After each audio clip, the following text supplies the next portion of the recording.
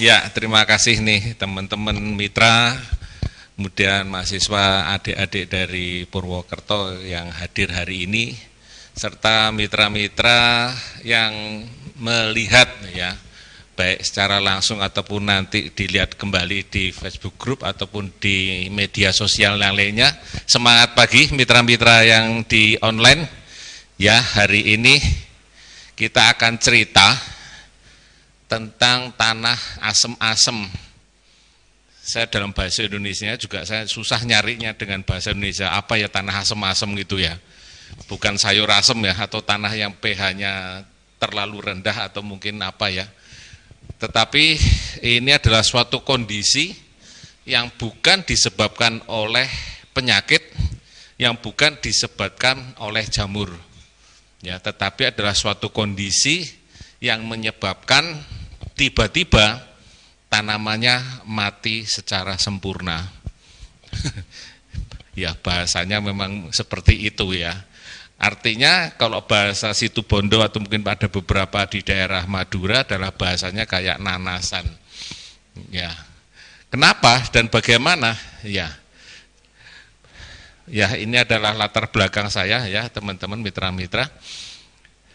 Kemudian kita langsung ke persoalan utamanya, yaitu tentang tanah asem-asem. Kecenderungan tanah asem-asem ini memang kalau untuk budidaya sangat-sangat tidak menguntungkan ya, sangat tidak menguntungkan karena begitu ditanam ya dalam waktu kurang ya mungkin sekitar 20 hari, 30 hari udah mulai muncul gejala asam-asam itu dan kemudian tanamannya tiba-tiba ya melenyat, apalagi tuh licin, kadang ada yang rebah dan sebagainya.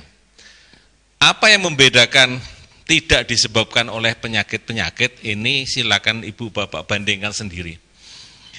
Kalau ini terkena Xanthomonas oryzae, cirinya adalah seperti ini, pinggirnya dari pinggir-pinggir sendiri, bagian pucuk, bagian pinggir dia berwarna putih.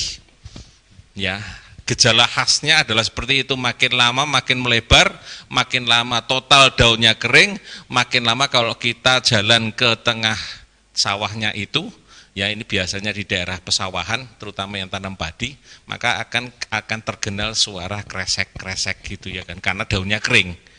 Oleh karena itu sering disebut penyakit kresek atau penyakit hawar daun yang disebabkan oleh Xanthomonas oryzae.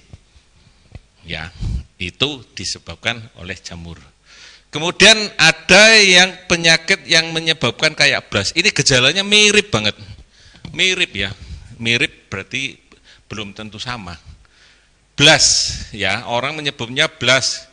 Ciri yang sederhana adalah mulai dari bercak warna seperti ini yang kecil, makin lama makin membesar, mulai dari tengah, kemudian warnanya putih, makin lama juga makin membesar. Ya, dan ini akhirnya seluruh daunnya berwarna putih.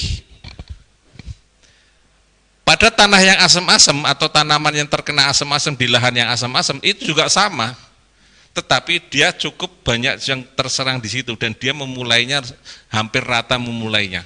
Jadi tidak baru satu titik atau pinggirnya dan sebagainya, tapi rata. Ya. Yang membedakan adalah bagian akar daripada kedua tanaman yang terserang oleh Xanthomonas oryzae atau Pyricuralia oryzae, hawar daun atau BLAS, akarnya cenderung agak lebih sehat. Tetapi pada tanah yang terserang asam-asam, dia licin seperti ini kalau dipegang. Kulit arinya jegar kabang lebih cepat mengelupas dan baunya khas atau sedikit agak busuk. Ya. Mengapa terjadi? Karena ketersediaan unsur hara Mg, magnesium dan aluminium dalam jumlah yang sangat sedikit, bahkan tidak tersedia. 0, hampir mendekati 0. Kemudian yang sering terjadi, kenapa seperti itu? Karena ada proses dekomposisi jerami yang belum selesai. Karena belum selesai biasanya panas. Jadi kita pun kalau bisa jalan ke situ biasanya kaki kita akan terasa panas. Ya, ini akan yang membedakan terserang penyakit dan yang tidak terserang penyakit. Ini tidak terserang penyakit, begitu kita turun ke sawah maka mitra-mitra semuanya akan mendapati bahwa tanahnya kok anget. Airnya yang anget pertama yang didapatkan karena ada airnya. Tetapi begitu kita lihat bawahnya anget, loh kok bawahnya juga anget, karena masih ada proses dekomposisi jerami yang belum selesai. Ya. Kemudian penyebab keduanya tadi ini akan menyebabkan yang ketiga, karena Mg-nya rendah, karena Ca-nya rendah, maka kandungan Al dan Fe-nya menjadi tinggi. Ya, ini menjadi tinggi. Kandungan logam di dalam tanah menjadi tinggi. Kalau menjadi tinggi, termakan oleh tanaman, ya namanya logam, ya kan gitu ya. Kita makan logam nggak nih? Kita makan logam nggak Bu kira-kira? Logam berat? Pernah makan logam? Pernah makan nasi logam? Nasi timbel? Belum? Wah kasihan gitu. Nasi timbel pernah dengar? Pernah makan? Wah kasihan juga kalau gitu. Nasi timbel, dan ini nasi timbel adalah nasi logam kan? Bukan itu ya, nasi timbel. Timbel kan logam. Salah satu unsur daripada logam, bukan yang itu ya. Tetapi kalau tanaman memakan unsur dari logam Al maupun Fe, maka yang terjadi adalah keracunan. Ya, keracunan. Karena keracunan, maka dia mati. Nah, biasanya terjadi pada saat musim tanam yang kedua. Ya, kalau musim tanam yang pertama biasanya masih ada waktu lah kira-kira gitu ya. Tetapi pada musim tanam yang kedua, karena kalau dari sini rata-rata di daerah Jawa ini, mereka menanam itu berurutan seringnya, kalau bisa setahun 3 kali. Rata-rata ya, petani-petani sawah itu setahun 3 kali. Yaitu sering-seringnya adalah padi, pari, pantun.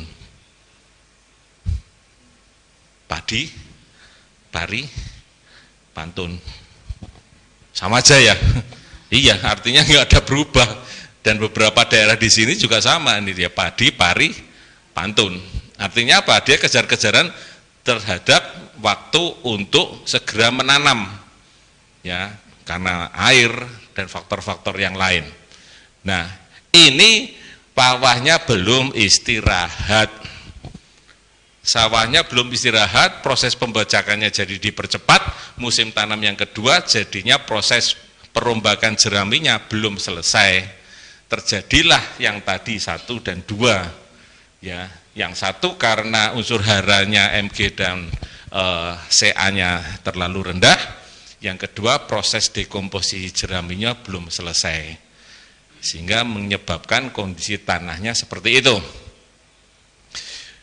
Dan teman-teman mitra-mitra ya yang mendengarkan ataupun melihat di media sosial ya, sekali-sekali jangan diberikan pupuk kimia yang berupa urea ataupun yang mengandung unsur N, misalnya NPK ya, ataupun ZA ya, jangan sekali diberikan, karena begitu sekali diberikan kecenderungannya adalah makin memperparah ya, memperparah kondisi tanah asam-asam ini.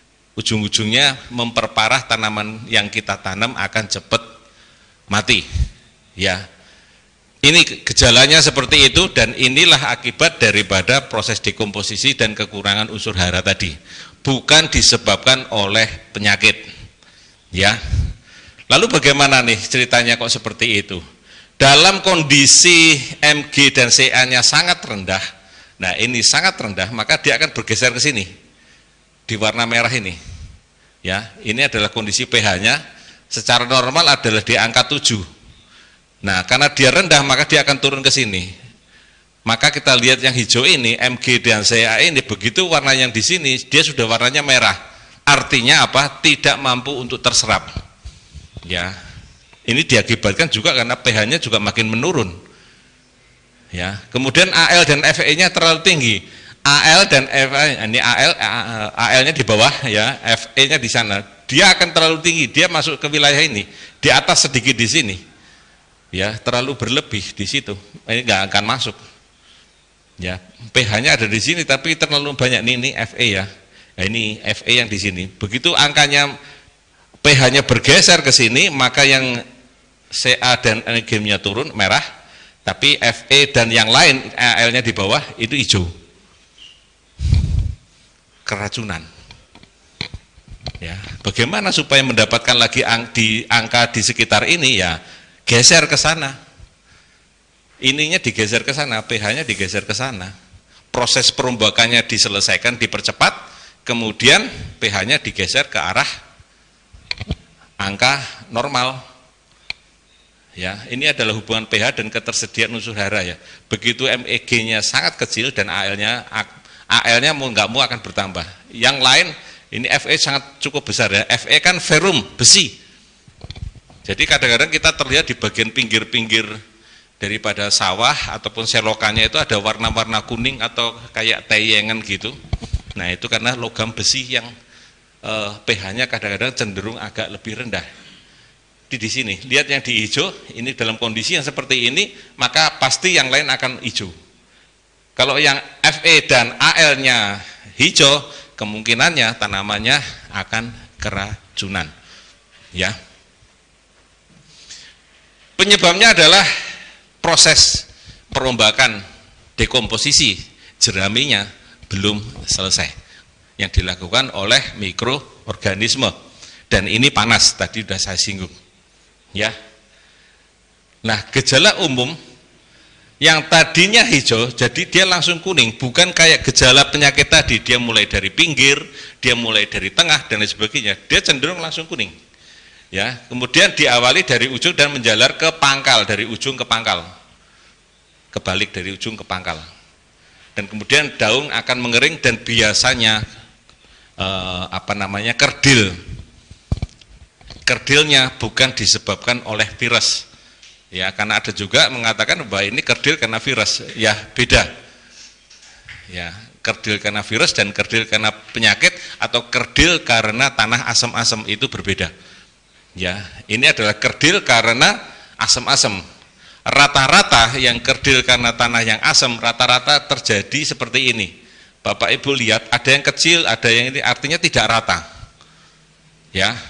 Oleh yang terserang virus biasanya rata, atau beberapa sekelompok gitu, misalnya satu kelompok lingkaran atau bentuk tertentu, tapi rata-rata dia sekelompok, ya, satu kelompok. Tetapi kalau dia disebabkan oleh asam-asam biasanya tidak rata seperti itu.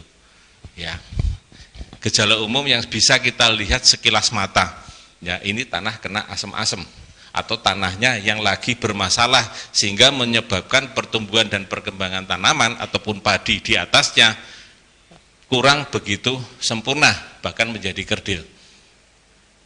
Gejalanya seperti itu. Nah, dan ini yang spesifik adalah pada bagian akarnya. Ya, ini akarnya kayak begini. Warnanya coklat, ya, mudah mengelupas. Saya bilang tadi adalah akarnya sedikit agak licin dan kulit akarnya mudah mengelupas. Begitu kita cabut, begitu kita lihat di sini, biasanya ini licin. Pada umumnya ini tidak. Kalau dia terserang oleh penyakit blast atau hawar daun tadi atau kresek tadi, akarnya sehat. Kalaupun dia terserang virus, akarnya juga sehat. Tetapi kalau terserang asam-asam, tanamannya pertumbuhannya kerdil ataupun terganggu, berwarna kuning hampir merata, dan akarnya kalau kita cabut agak licin, berwarna coklat, dan kulitnya ada sebagian yang mengelupas. Jadi kalau kita ginikan itu, kita pelurut begitu, dia akan sedikit mengelupas dan baunya khas. Ya, seperti ini udah nyata banget nih kalau bagian begitu ya, kelihatan banget di bagian akar. Oleh karena itu nanti teman-teman di sini ataupun mitra-mitra yang melihat video ini nanti bandingkan ya, akar yang sehat dengan akar yang terserang kondisi tanah yang asam-asam. Itu berbeda, bisa dibandingkan. Ya, karena ini adalah ciri khas yang paling utama dan spesifik di bagian akar terutama. Ya. Lalu bagaimana mengatasinya? Kalau kita lihat tabel pH ataupun keasaman tanah tadi, maka kondisinya seiring dengan dekomposisi perombakan jerami yang belum selesai, maka cenderung suasananya air menjadi panas dan pH-nya turun. Karena pH turun, maka mau tidak mau kita akan menambah namanya dolomit, ya, pemberian pupuk dolomit. Pertama adalah memberikan kandungan Al dan Ca-nya tadi, ya, supaya dia naik, plus menaikkan pH-nya.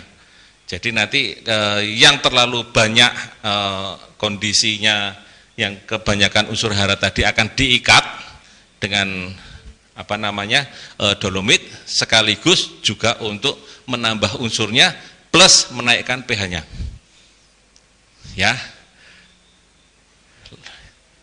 Sebelum ini diberikan, yang harus dilakukan adalah dikeringkan dulu airnya.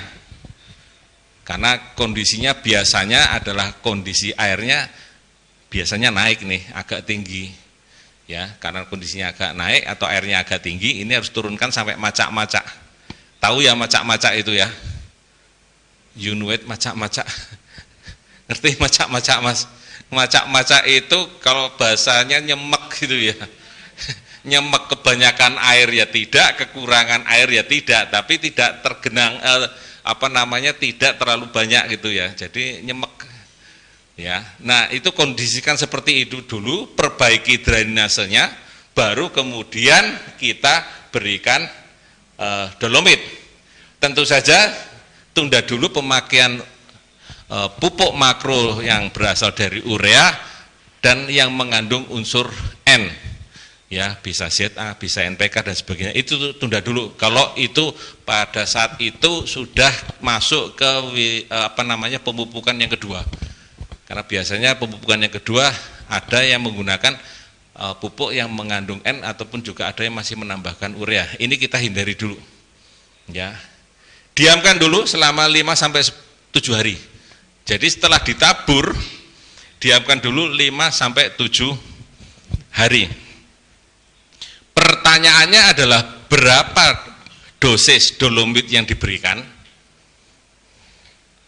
Apakah akan sesuai dengan pH-nya? Ya, kalau kita nggak punya alat pH meter, ya minimalnya adalah 300 kilo per hektar, itu minimal banget.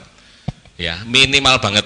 Ya, kalau misalnya kondisinya ternyata ada kondisi pinggir-pinggirnya ada teyengnya itu atau coklat-coklatnya dan kemerah-merahan seperti itu, maka mau nggak mau mesti ditambah sampai ke 500 kilo per hektar. Kalau ada alatnya lebih baik lagi, ya. Berapa pH-nya yang di situ, tambahkan dengan sesuai dengan tabel yang ada di pH meter. Ya, semakin asam tentu saja pH-nya, semakin asam pH-nya tentu saja ditambahkan dolomit sesuai dengan kondisi keasaman. Ya. Nah, baru setelah 7 hari, kenapa kalau kita tuju antara 5 sampai 7 hari, biarkan dulu dolomitnya bereaksi.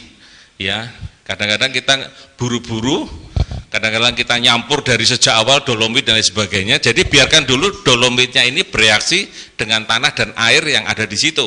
Untuk membantu pertama adalah menambah unsur haranya, mengikat unsur hara yang berlebih sekaligus juga menaikkan pH. Ya, setelah itu baru kita taburkan granul limasak, tambahkan glio dan tambahkan korin. Ya, jika andai kata diikuti sertaannya penyakit karena jamur atau karena bakteri. Ya, jadi kita untuk menjaga kondisi seperti itu, karena biasanya dalam kondisi pH yang rendah, maka kecenderungan kena penyakit yang disebabkan oleh jamur ataupun bakteri dia akan muncul. Oleh karena itu pada saat seperti ini, maka berikanlah glio, berikanlah korin, ya. Kalau kondisinya memang sudah terserang, ada serangan penyakit-penyakit yang disebabkan oleh jamur, mau tidak mau glionya agak sedikit banyak, yaitu sekitar 8 sampai 10 kotak per hektarnya. Kalau memang ada gejala-gejala penyakit yang disebabkan oleh bakteri, memang dari sejak awal sebagai penyertanya dari tanah asam-asam ini, maka korinnya diperbanyak. Ya, kalaupun ada kedua-duanya ya tambahkan dua-duanya. Ya, ini sekaligus juga untuk menghindari jamur dan bakteri di lahan kita. Ya, kita ingin menyelamatkan tanaman kita yang barangkali sudah terserang. Ya. Nah, kemudian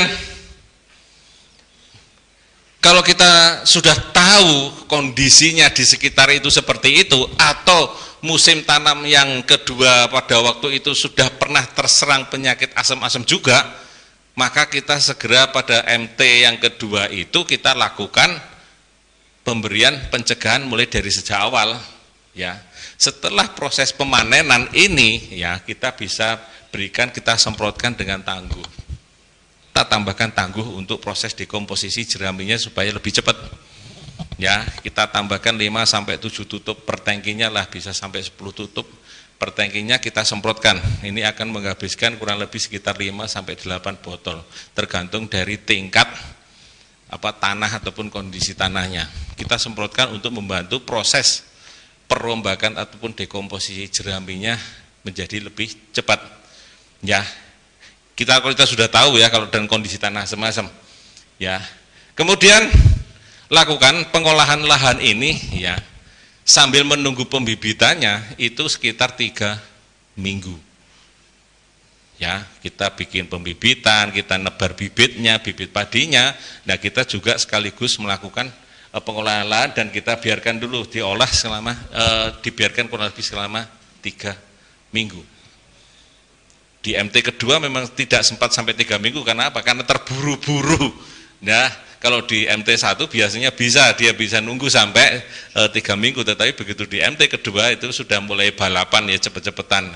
Mana yang bibitnya duluan, kadang-kadang bibitnya udah jadi, lahannya belum dan lain sebagainya. Nah, ini harus diperhatikan ya teman-teman semua, 3 minggu sambil menunggu pembibitannya jadi. Kurang lebih kan sekitar 20-24 tergantung dari varietasnya.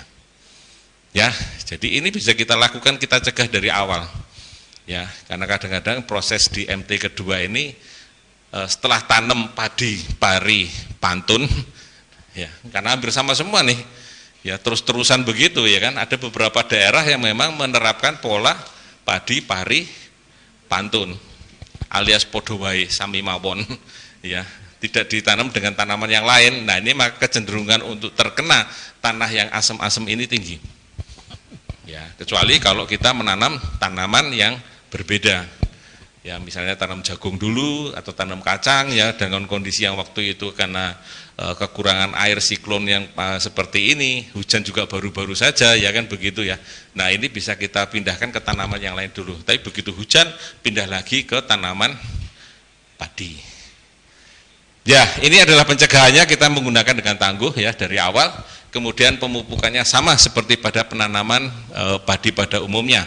Ya, kita menggunakan dengan granul 4-5 sak per hektarnya, sekaligus dengan diberikan pemberian POC-NASA dan hormonik di usia 15, 30 dan 45 hari setelah tanam.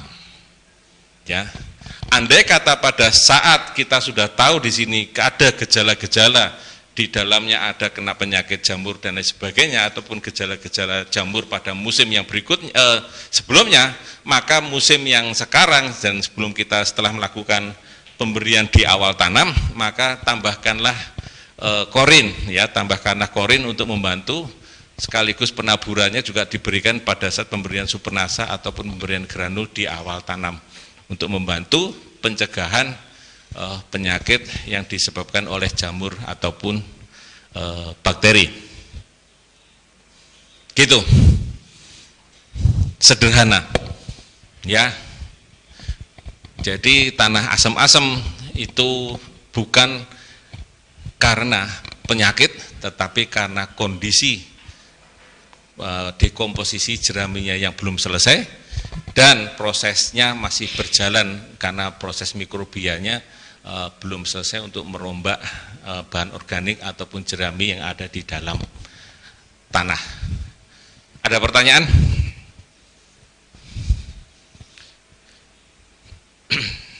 Ada cara lain nggak? Ada, ya banyak banget.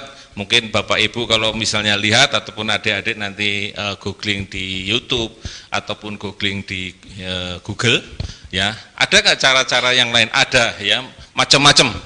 Caranya banyak banget ya. Dan masing-masing punya kelebihannya masing-masing. Misalnya ada yang namanya pakai jakaba, ada yang pakai yang namanya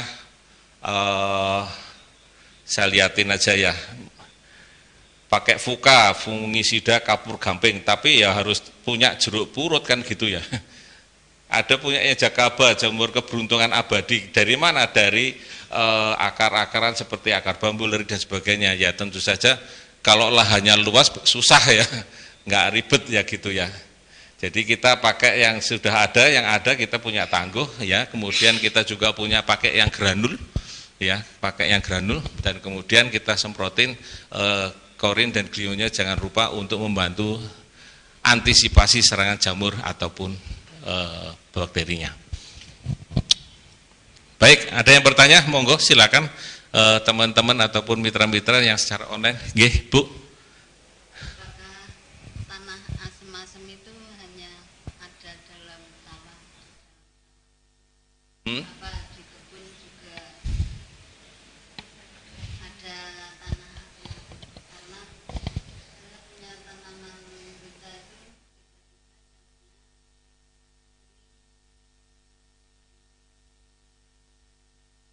Ya, umumnya tanah asam-asam ini terjadi pada tanaman padi.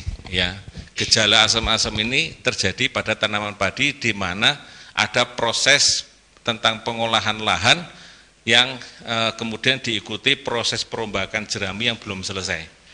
Ya, apakah bisa tanaman yang lain ini terjadi proses tanah asam-asam? Ada kemungkinan, ya, ada kemungkinan. Tetapi beberapa kondisi-kondisi karena kondisi cuaca yang saat ini itu bisa menyebabkan tiba-tiba kematian yang sedemikian rupa karena saking panasnya, ya, itu menyebabkan tanaman kita akan menjadi mati.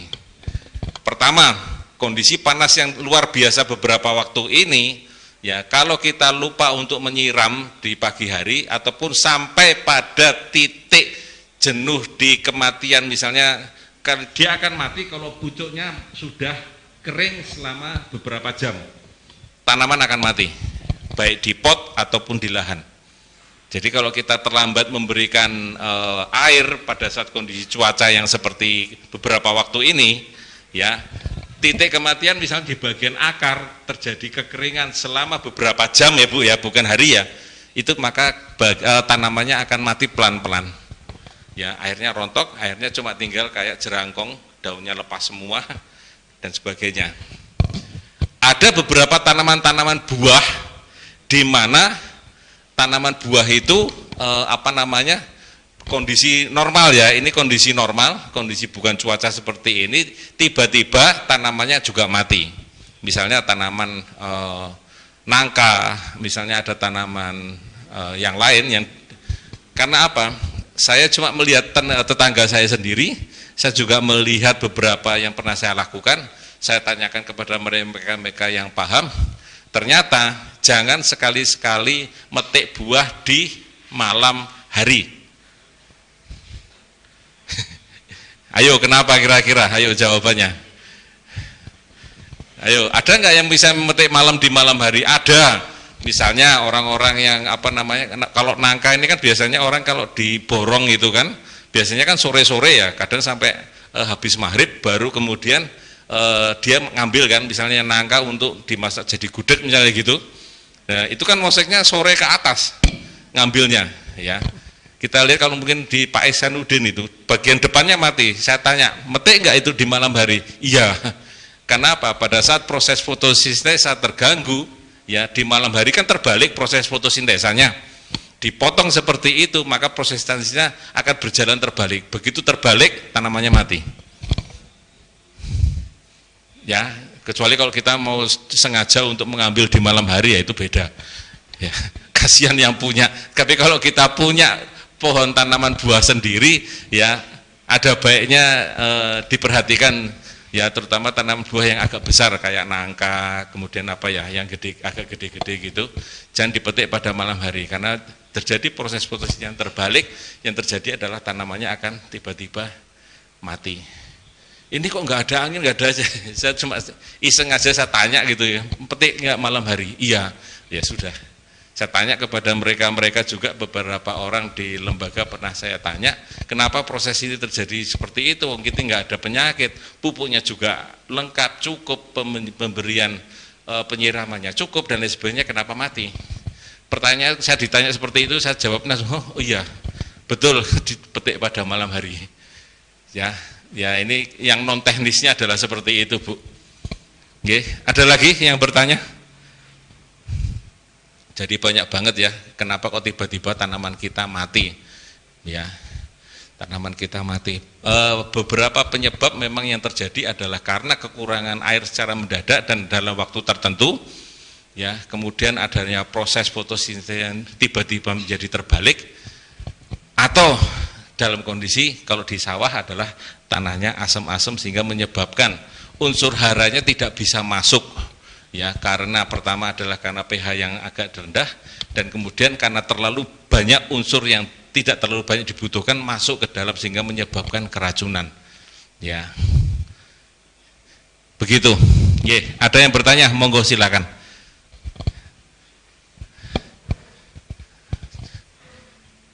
Udah paham ya kayaknya ya, tiba-tiba tanamannya mati. Ya karena banyak faktor ya, kita harus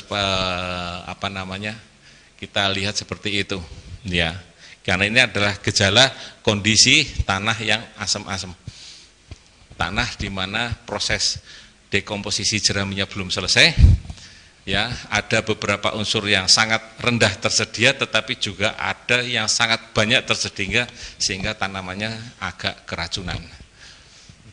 Begitu. Ada yang bertanya? Monggo silakan, saya beri waktu kurang lebih 5 menit. Ya, atau nggak tahu asam-asam ya, saya tahu ya. Tadi kan ciri-cirinya jelas ya, berbeda banget antara yang kena penyakit sama kondisi tanah atau yang asam-asam.